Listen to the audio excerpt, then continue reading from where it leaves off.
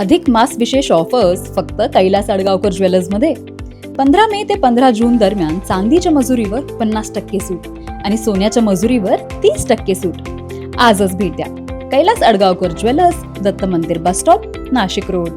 आमदार रोहित पवार यांनी आज नाशिकमध्ये रिक्षाने प्रवास केला. रामकुंड ते काळाराम मंदिरापर्यंतचा हा प्रवास रामकाल पथ प्रकल्पाच्या कामांची पाहणी करण्यासाठी करण्यात आला. नाशिक दौऱ्यावर असताना आमदार रोहित पवार यांनी खासदार भास्कर भगरे आणि सुनील भुसारा यांच्यासोबत रिक्षातून प्रवास केला.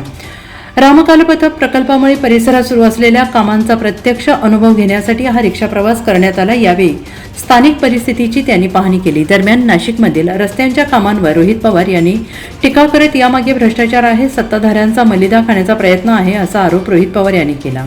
रिक्षाने प्रवास करत रोहित पवार काळाराम मंदिर परिसरात पोहोचले आणि त्यांनी मंदिरात दर्शन घेत भाविकांशी संवाद साधला. बघा, नाशिकमध्ये परिस्थिती काय झाली आहे की इथले सगळे रस्ते खोदले आणि कशासाठी खोदलेत तर रस्ते चांगले होण्यासाठी खोदले. काही काही तर चांगले असणारे रस्ते सुद्धा खोदले, पण चांगलं करण्याच्या नादात या रस्त्याच्या खोदण्या पाठीमागे एक भ्रष्टाचार आहे, मलिदा खाण्याचा प्रयत्न सत्ताधाऱ्यांचा आहे असं आमचं ठाम त्याच्यामध्ये मत आहे. कुठेच नियोजन, कुठेही खोदलंय.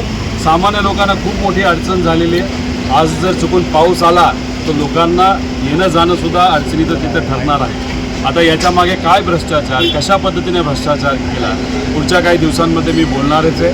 त्यामुळे प्रभू श्रीरामांचं समोर नतमस्तक होत असताना या बलाढ्य शक्तीच्या विरोधात जे सामान्य लोकांना अडचणीत आणत आहेत त्यांच्या या नेत्यांच्या विरोधात लढत असताना आम्हाला शक्ती देऊ अशी प्रार्थना आम्ही सर्वांनी इथं केलेली आहे. आपण आज दिवसभरात दुसरी माळ घालून घातली. सकाळी कांद्याची आणि येथे मंदिरात दर्शन घेतल्यानंतर आशीर्वाद म्हणून फुलाची माळ. कसं आहे, याच्यातून एक संदेश फार स्पष्टपणे जातो. लोकांच्या हितासाठी तुम्ही लढलात, जसं आम्ही सगळेजण मिळून सकाळी रस्त्यावर उतरून लोकांच्यासाठी तिथं लढत होतो. आम्हाला पोलीस स्टेशनला सुद्धा पिंजऱ्यामध्ये टाकून तिथं नेलं आहे आणि मग त्यावेळेस आमच्या गळ्यामध्ये कांद्याची माळ म्हणजे शेतकऱ्यांनी आणि सामान्य लोकांनी कष्ट केलेल्या ज्या काही गोष्टी असतात त्या कष्टाचं एक प्रतीक म्हणून ती माळ होती. त्यांच्यासाठी लढलो.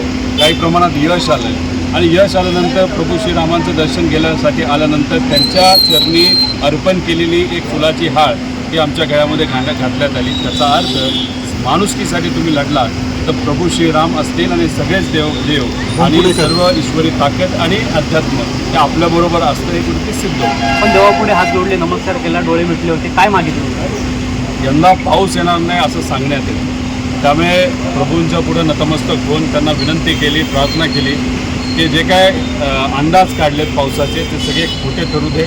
खूप मोठ्या प्रमाणात पाऊस येऊ दे. आमच्या शेतकऱ्याला, आमच्या मजुराला, ग्रामीण भागातल्या लोकांना न्याय दे. त्याच्याचबरोबर जे काही युवा आहेत, शहरी भाग, ग्रामीण भाग, बेरोजगारी मोठ्या प्रमाणात वाढते ती कुठेतरी कमी होऊ दे आणि महिलांवरचे अत्याचार संपू दे. आणि ही जी बलाढ्य शक्ती पुढे आहे आर्थिक दृष्टिकोनातून ईडी, CBI ह्या सगळ्या गोष्टी करून आमचा आवाज, मीडियाचा आवाज दाबण्याचा जे लोक प्रयत्न करत आहेत या बलाढ्य शक्तीच्या विरोधात लढण्याची आम्हाला शक्ती देऊ अशी मी प्रभूंच्या चरणी प्रार्थना केलेली आहे.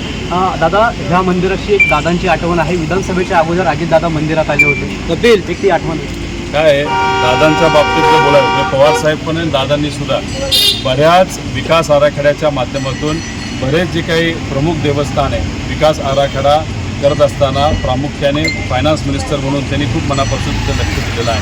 हा जो आराखडा इथं मान्य आहे तो सुद्धा अजितदादांच्या फायनान्स मिनिस्टरच्या काळामध्ये तिथं झालेला आहे. त्यामुळे दादा फक्त नाही तर पवार परिवार हे कधी दिखावा करत नाही. काही लोक दिखावा फार करतात की आम्ही बघा देवदेव करतो हे, पण देवाली आणि अध्यात्माली आपल्याला जे सांगितलं की लोकांची सेवा करा, माणुसकी जपा, त्या दृष्टिकोनातून दादाही तसंच काम करायचे, आम्ही तसंच काम करतो. धर्माचा शोषा आम्ही करत नाही, पण माणुसकी वाचवण्यासाठी प्रामाणिकपणे त्या ठिकाणी नक्कीच लढतो. थँक्यू. रामकालपथ प्रकल्पाच्या कामांचा आढावा घेताना रिक्षातून केलेला हा प्रवास आणि त्यातून केलेली टीका सध्याच्या नाशिकच्या राजकीय वर्तुळात चर्चेचा विषय ठरते आहे. NCN न्यूजसाठी रोहन दानी, नाशिक.